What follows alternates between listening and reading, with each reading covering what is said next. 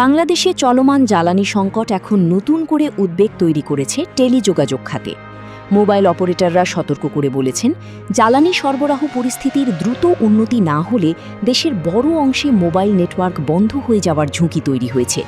এতে সাধারণ মানুষের যোগাযোগ থেকে শুরু করে দেশের ডিজিটাল অর্থনীতির উপর বড় ধরনের প্রভাব পড়তে পারে। বিশেষজ্ঞরা বলছেন, এটি শুধু একটি খাতের সমস্যা নয়, বরং জ্বালানি সংকটের বহুমাত্রিক প্রভাবের একটি গুরুত্বপূর্ণ উদাহরণ, যা দেশের সার্বিক অবকাঠামোকে ঝুঁকির মুখে ফেলতে পারে।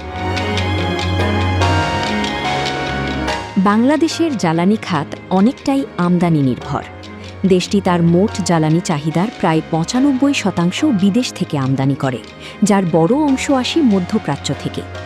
সম্প্রতি মধ্যপ্রাচ্যে যুদ্ধ ও ভূরাজনৈতিক উত্তেজনার কারণে বৈশ্বিক জ্বালানি সরবরাহ ব্যাহত হয়েছে।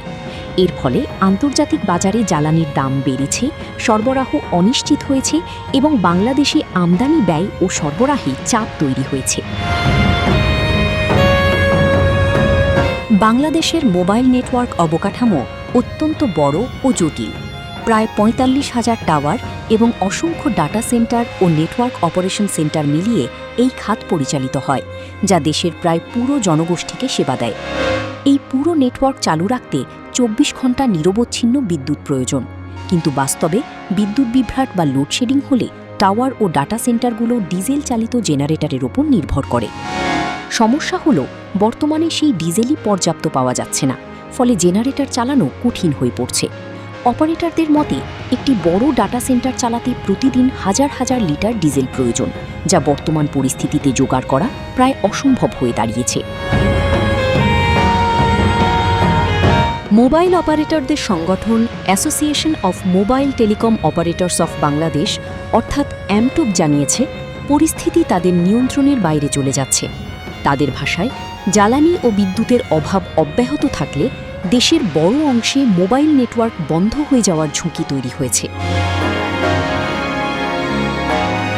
ইতোমধ্যেই কিছু এলাকায় এর প্রভাব দেখা যাচ্ছে।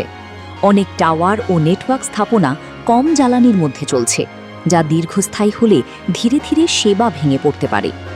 বিশেষজ্ঞরা আরও সতর্ক করেছেন, যদি ডাটা সেন্টার বন্ধ হয়ে যায় তাহলে পুরো নেটওয়ার্কেই এর প্রভাব পড়বে। ফলে কল, ইন্টারনেট, SMS সহ সব ধরনের সেবা একসাথে বন্ধ হয়ে যেতে পারে।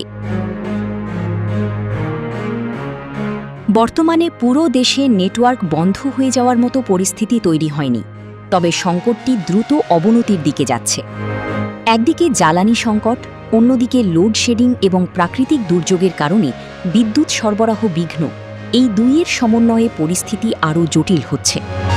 বিশেষ করে গ্রামীণ এলাকায় বিদ্যুৎ পুনঃসংযোগে দেরি হওয়ায় টাওয়ারগুলো দীর্ঘ সময় জেনারেটরের উপর নির্ভরশীল হয়ে পড়ছে।